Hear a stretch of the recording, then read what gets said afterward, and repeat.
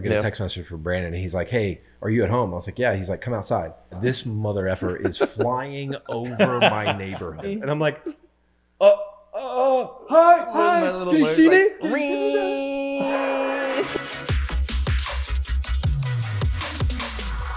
Today we're talking about how two local entrepreneurs think about creating unforgettable customer experiences. But before we get into that, let's talk headlines from around the world of Orlando business. They've kept leftovers fresh since World War II, but with no cash left, it's nearly over for Tupperware. That's right, the Orlando-based company synonymous with saving perishables may be shutting their doors amid plummeting stock prices, dwindling reserves, and doubts about their chances to right the ship.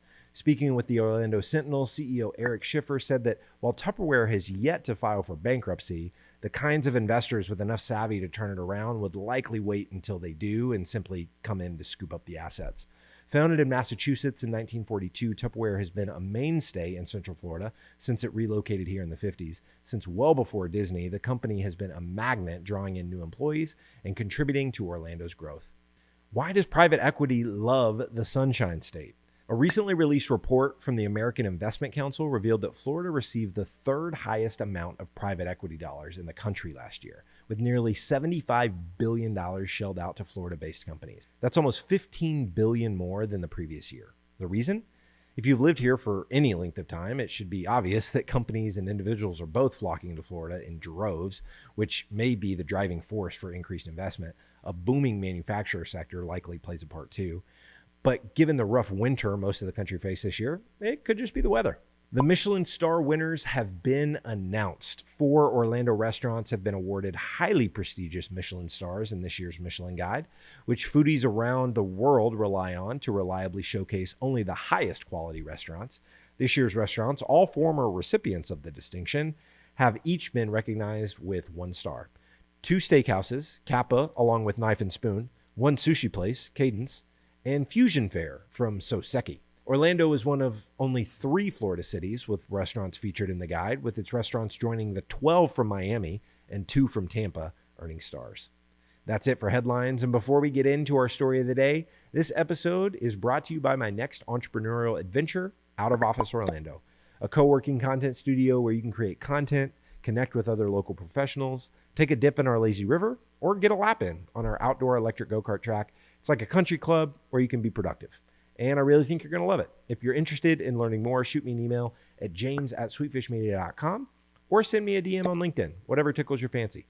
All right, now let's get into our story of the day. So I've had a business for about 8 years now. And one of the things that I don't hear a lot of people talking about that I think has helped grow our business, and as I've observed specifically with you two, has helped you guys grow in your careers, grow your businesses, is this idea of like creating exceptional experiences and being extremely thoughtful and meticulous in how you design and deliver an experience. You have been building, like you spent 10 years building digital products for Disney. Right. You are in the dive industry. You had a dive shop in St. Augustine before you moved back to Orlando, and the intricacy of like how you built that experience of your dive shop made you one of the best dive shops in the state, maybe even the region, I think. So I want to talk about experience design, why it matters, maybe some stories of some specific things you've done. I want to start with you, Brandon. So the products you've built at Disney, just rattle off some experiences or some stories that the common person wouldn't necessarily think about. Like you're building Genie, and it's like you wouldn't think that this part of the experience actually was the difference between someone using Genie Plus or is it Genie Plus or just Genie? Both. Yeah. So or not. And I don't know. This stuff is fascinating to me. So yeah, what'd you call it? Did you call it? What kind of experiences did you call it? It's like exceptional. Exceptional. Yeah. I mean, same exact thing at Disney. We always called it magical experiences for our guests, and that was always the goal. And with Genie, what it is, it's an itinerary optimization tool that essentially just says, what do we know about you? What do you tell us about you? What do we know about our parks and our real-time wait times? And here's your perfect day at Disney to have the best day you could have possibly had, waiting the least amount of time, riding rides you might have never ridden. Yeah, that's the real thing, right? And it gets you through the lines faster. It gets you, that's the thing. Yes, 100%. Yes. Either because Genie Plus, where you can purchase front of the line access, or it's optimizing your day and you're going because we know your real-time wait. Well, I'm like right back at Disney, like pitching to some line of business owner that, we know where you should be during the day because like it's red during this time, but green during this time. So like come when it's orange, like kind of thing, as a heat map. And so, that's what Genie does. And yeah, I mean, as we built Genie over 4 years, I would say that Genie was a strong mix, just a business-driven decision to build the product because it was going to make a lot of money, because we needed to make a lot of money back, especially after COVID. And we want to create the best possible experience for our guests, and let's make it magical. It was absolutely a combination of those things from the beginning. What I was going to caveat is but Disney always just builds incredible experiences and magical products. So I'm saying it was a combo, kind of half and half. It felt like from a Disney standpoint.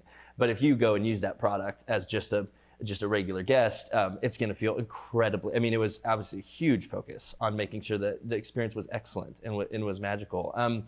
As far as a specific example of what are some things we did on Genie that made that big of a difference. One thing I always said, and I'll just use one specific example. This is a tiny one, maybe not even a great one, but it's what I can think of. Is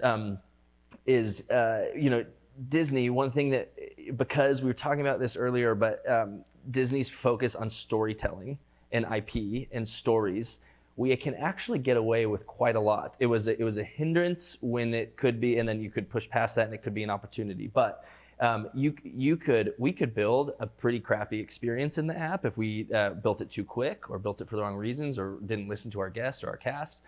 And guests could be like, oh, this doesn't work very well. But like in between screen 1 and screen 2, Mickey Mouse popped up and loaded. I'm serious, man. They're like, oh, Mickey Mouse. And they'd be like, I love Genie, even if it's not good. I'm serious. You can roll right through crappy execution and UI and UX because it's just Pluto's in the corner. And so it's pretty crazy. So you can get away with a lot. So there was some of that, and I always pushed my team to not lay back on and rely on the strength of our IP to cruise with our experiences, our UI and UX, because you can totally do that. Yeah. But when you do it right, you can capitalize that, leverage that, and you can do screen 1 and screen 2 excellently, and there's that awesome Mickey Mouse in the middle. One tiny thing, this is so tiny, probably not the best example, but one thing that I built in Genie was a little Easter egg right at the really did I tell you about it right at the beginning of the screen where you're just learning about Genie. It was a radical shift for our guests, going from no optimization and no paid access for attraction access to paid and to this optimization where you go through this tool and it's telling you what to do. Just a radical thought shift for our guests experiencing a day. And that was just an important moment. And so I built an Easter egg into the little Genie head. And if you rub him, then it's a lamp. Sorry, it's a lamp, and you rub it, and then the Genie head pops out and winks, and back into the lamp. And I bet all the Disney blogs are just when one person, the reason I wanted to do Easter egg in particular and not be touch it or whatever, is I wanted people to find it and then be like, I found it. Yeah. Guys, guess what I found? And that's organic word of mouth growth.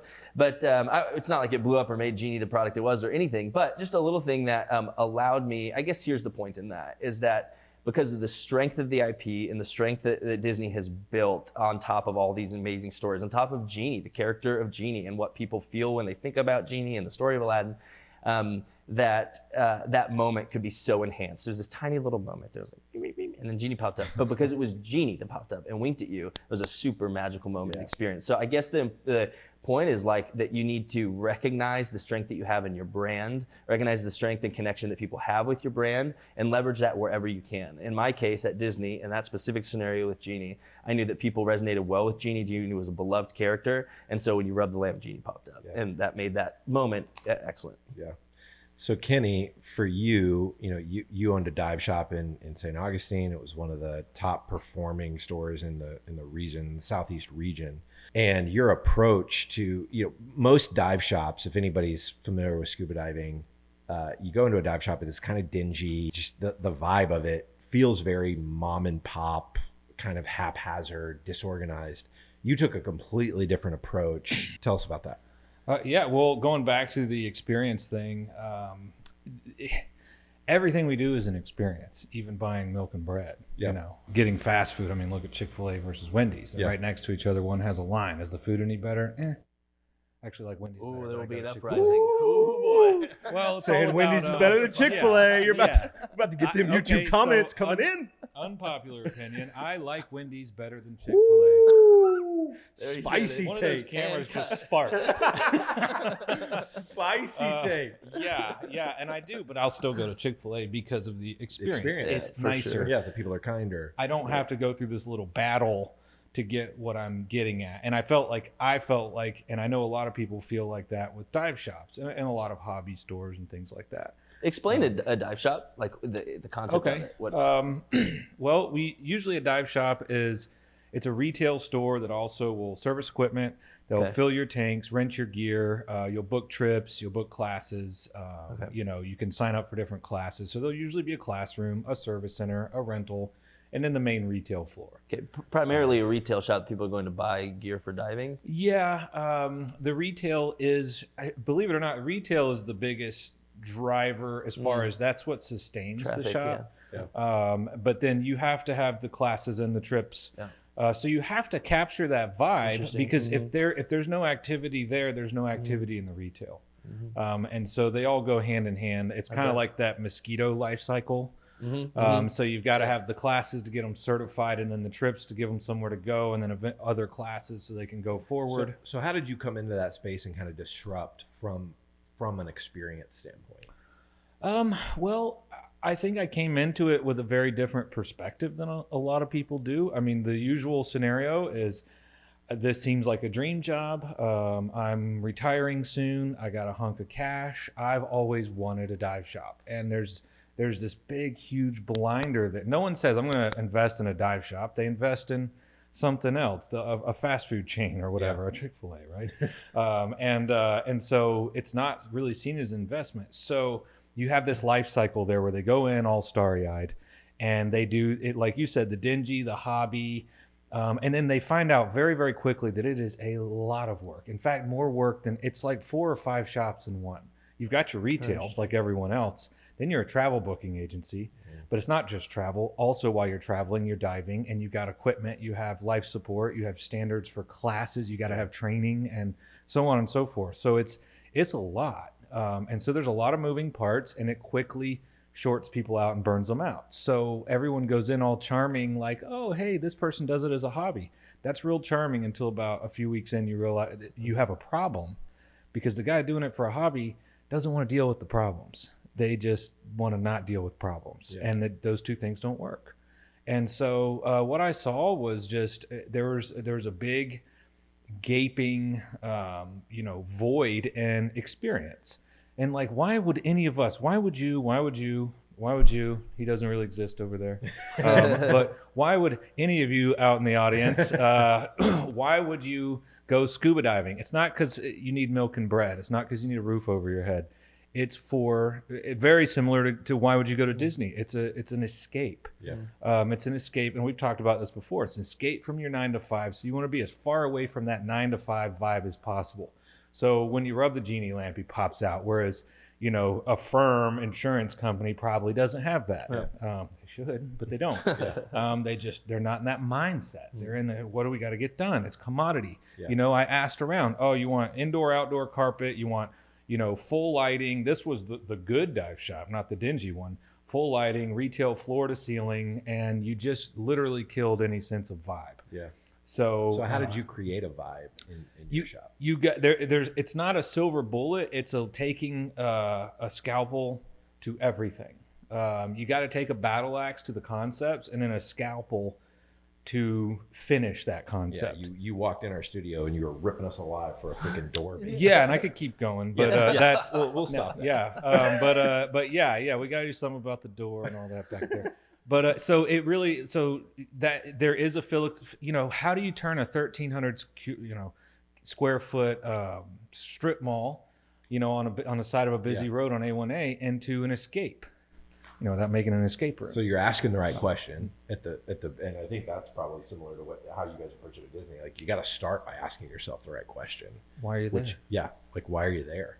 Right. And in your example, it's like, how can I, if people are coming here because it's an escape, diving in is an escape for them, what's the natural extension of how can I tap into that from the second they walk into the door?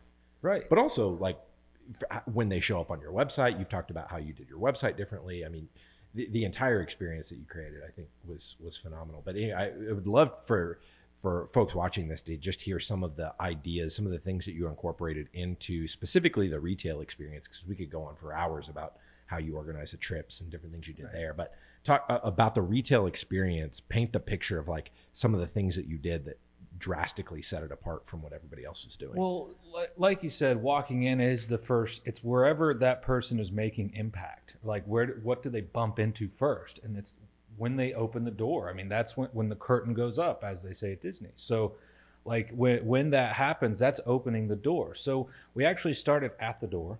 I got some friends that I relied on, and we were there late at night. We would go in one at a time, walk through the door. What's the first thing you saw? What didn't you like? What did you like? What felt weird? What were you drawn to? And we would move things around until we all felt good about it. Yeah. So the lighting, the seams, a lot of people forget the seams, the little stuff where things come together, little wires showing, little, the lights. Instead of a soft light, we had lights on mask and things that made them glisten like jewelry. We're like attracted to things like that. So it's a draw in. And then going further, you got to think about your music. Does it smell nice in there? Yeah. And then another thing was all the way to the back. This one gets missed. Everybody misses this. Everyone drops this ball. The backs, that's just for utilitarian reasons. Now, I'm not saying you can't have a messy room or a messy closet, but the back needed to be an experience as well. So when people walk to the back to pick up their rental gear or to see their service station, it needed to look like something that we worked on NASA parts for. Yeah. It's your life support, right? But we also wanted it to look cool and fun. So instead of whiteboards, we had neon blackboards and just changed the coloring and the lighting and had accent lights on the workstation with glowing lights underneath. Why do you need that? It's not utilitarian. Most of these people, you don't need that. You just need a good, workbench and it's wood and no. And we would eventually have people go, that's why I come back. I like the feel. I like the vibe.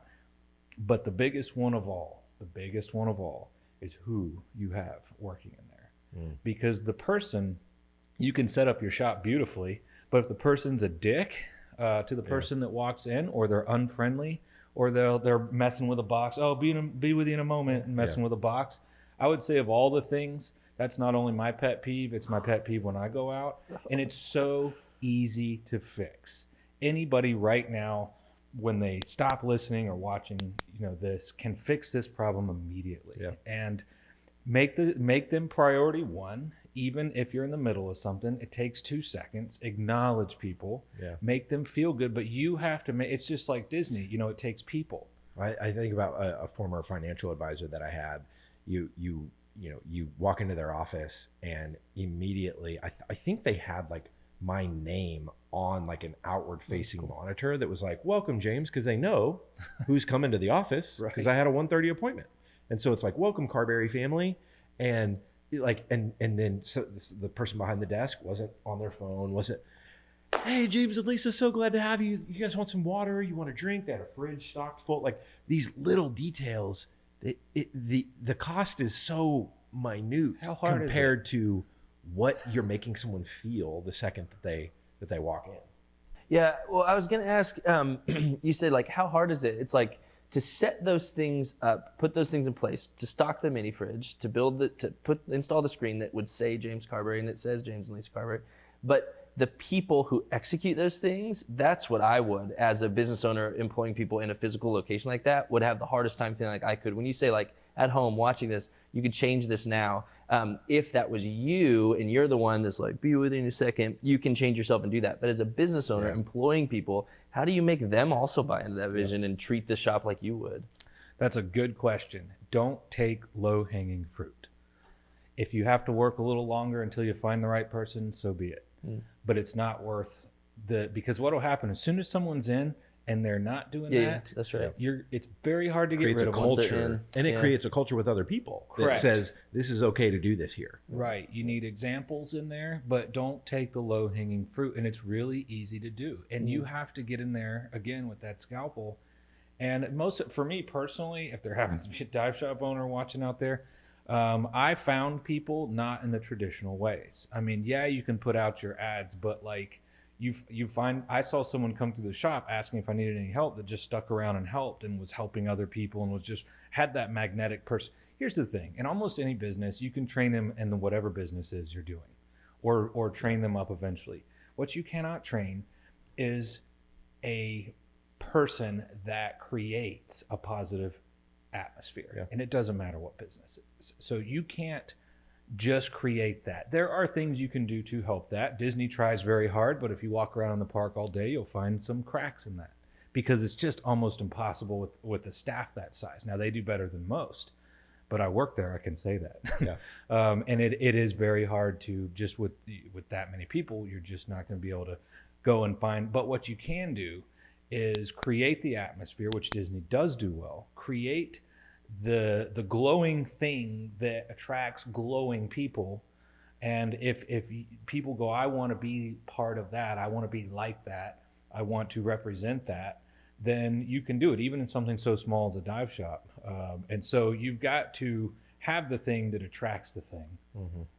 But then just you just got to learn to say no to, I had people all the time, oh, I'm certified, and they're certified in things off the chart.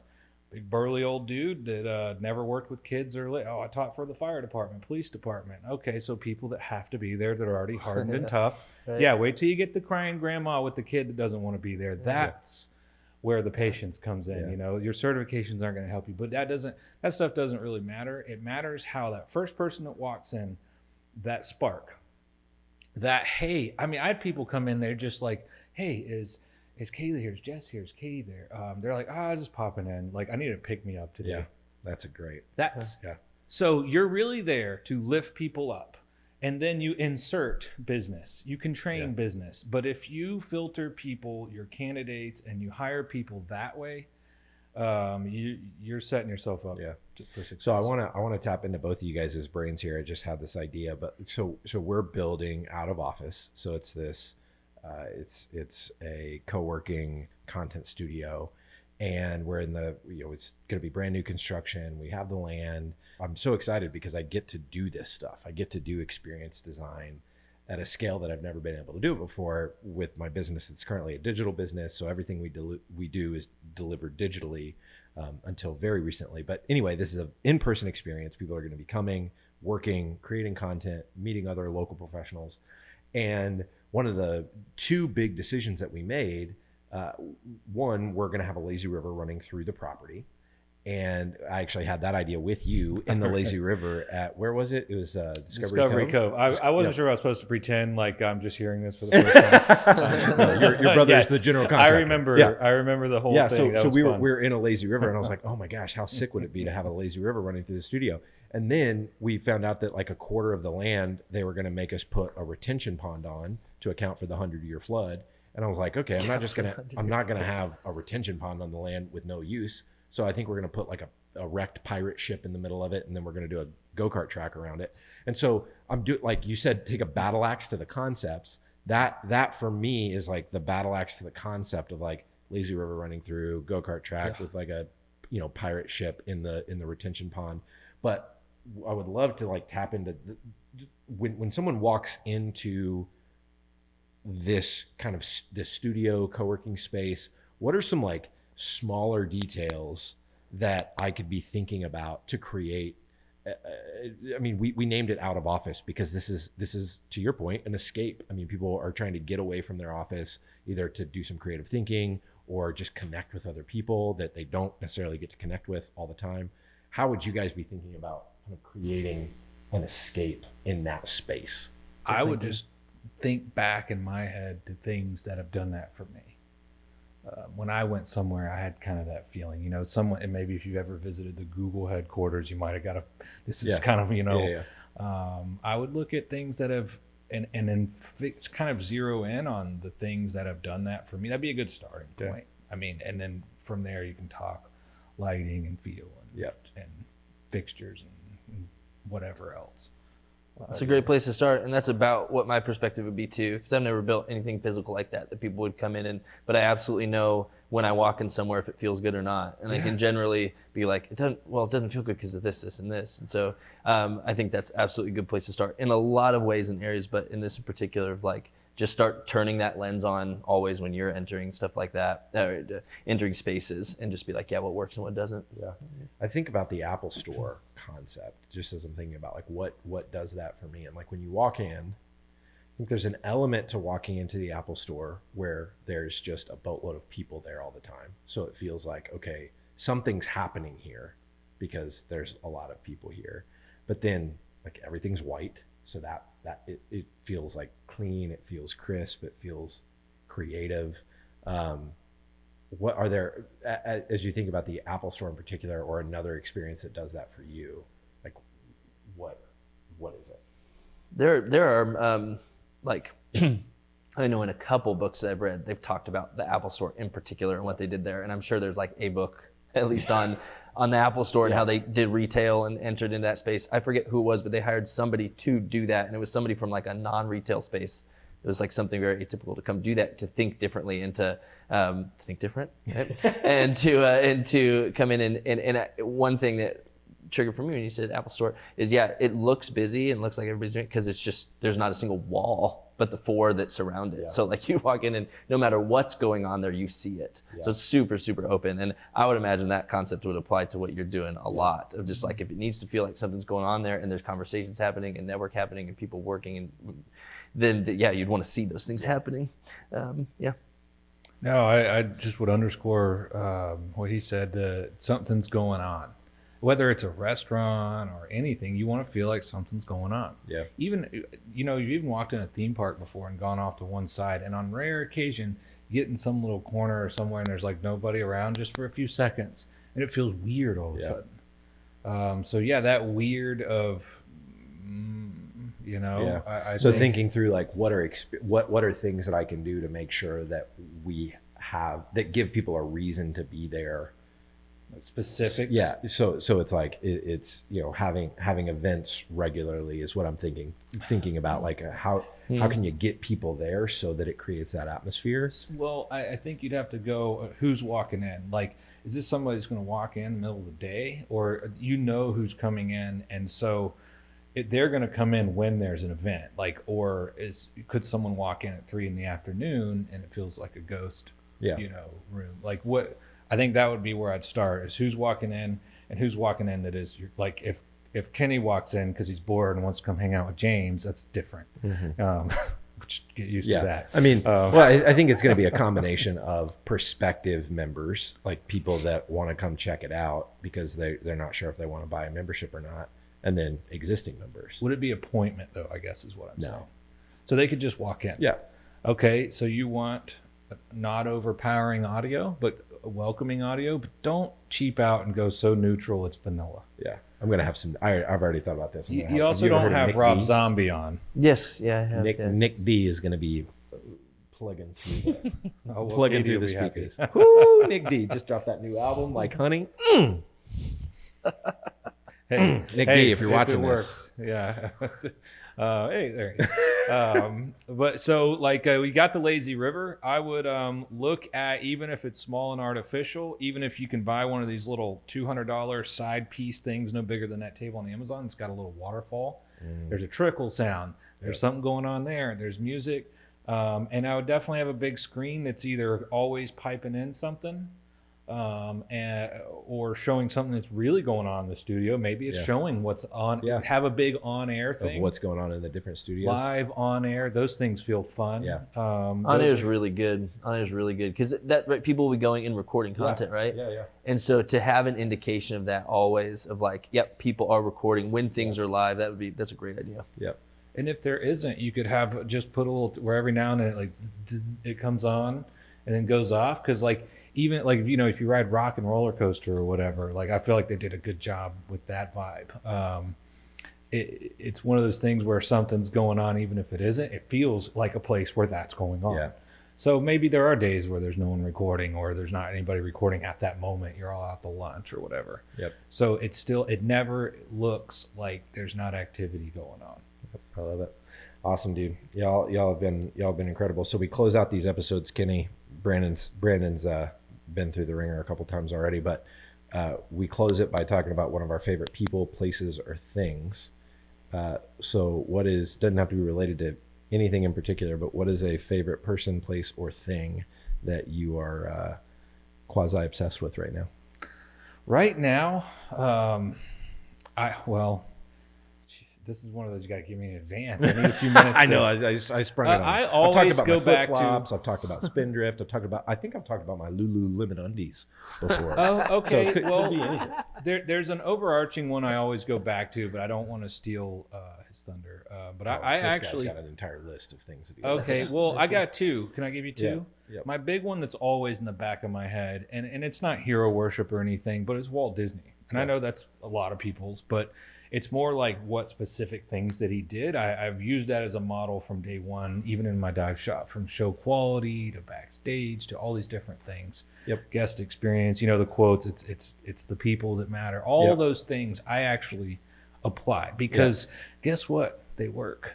And to this day it works. Yep. So all right. What's your second one? Thank you. My second one is an app called Buddy. Ooh. That I think is going to revolutionize what I'm doing in concept, they are doing in specific action. And it's an app that I think is really going to... For scuba divers. For scuba divers and snorkelers and free divers and mermaids, which is going to... Mermaids. Which is going to really tear down a bunch of walls and take what I think is still a fragmented community and help put it together. And move things forward. Love it. What about you? Favorite person, place, or thing? I was going to go the app route too. I fly powered paragliders, or what's called paramotors, and it's a pretty small group of people that do that. And so no one's built a good app, and all the UI sucks so bad. I'm like, oh my gosh, I just wish it was like some developers just it's so bad. But somebody just released a good one. It's called Gaggle, and it's great. It actually has good features and is nice to use. Good job, Gaggle. I'm loving it right now. And it's for people that are into paramotoring. Yeah, it's essentially, it's like an in-flight dash. Yeah, it's all your stats as you're going, but then you can partner up with people and see what they're doing. Also in the sky, you can see other planes that are there. It's awesome. No joke, Kenny. I get a text message from, I don't know, this is a couple months ago. I get a text message from Brandon, and he's like, "Hey, are you at home?" I was like, "Yeah." He's like, "Come outside. Come outside. This mother effer is flying over my neighborhood. Flying over my neighborhood. And this he's just like wings. He looks like what's the Falcon guy from the new Captain America. Yeah. Just over my That's neighborhood." me. And I'm like, hi. My little 2-second Can you see me? Oh my goodness. What an entrance. Hilarious. All right. So if you're into that kind of thing, Gaggle. Gaggle's the app for you. All right. That is it for Orlando business.